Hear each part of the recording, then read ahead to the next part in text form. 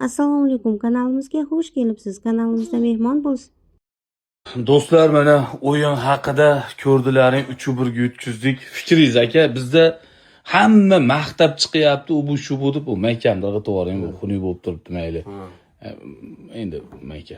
Nima deb o'ylaysiz o'yin haqida fikringiz aka? O'yin haqida bizni borimiz shu, to'g'ri qabul qilish kerak. Bo'ldi. Kamchilik bo'ldimi o'yinda? Endi kamchiliklar bor. Hamma komandada bor, lekin biz maksimal nimamiz shu, bo'ldi, potensiyamiz, boshqa narsa yo'q. Bundan ortiq. Endi keyingi o'yin kim bilan o'ynaydi? Portugaliya to'g'risi meni taxminim 4 turadi. Sababi Portugaliya azartda hozir biz imminni o'sha vaqtiga to'g'ri kelib qoldik. Seni fikring? Shu fikrga qo'shilaman, Portugaliya 4 turadi endi. Boriga shukr, endi nima qilamiz? Jahon chempionatiga chiqqanimiz o'zi bitta katta baxt. Shunday. Ha. Endi do'stlar, sizlar nima deb fikr bildirasizlar? Portugaliyani yutamizmi, yutkazamizmi, shu necha bo'ladi. Bugungi o'yinni ko'rdilaring, kamchiliklar ko'rdilaring.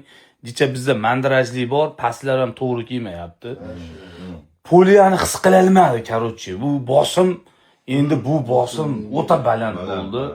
Lekin Abbos o'zingda bos, tarixga kirdi. Tarixga kirdi. Lekin omad O'zbekistonga. Omad. Qo'llab-quvvatlaymiz, iloji boricha Portugaliyadan kamroq gol o'tkazaylik, akalar. Shu. Uxlaganimiz yo'q. Gaz hech kim uxlamadi O'zbekistonda. Amaldorlardan tortib oddiy fuqarolargacha bu o'yinni ko'ramiz, uxlaganimiz yo'q. Omad Tilaymiz hammamiz, omad. Gaz.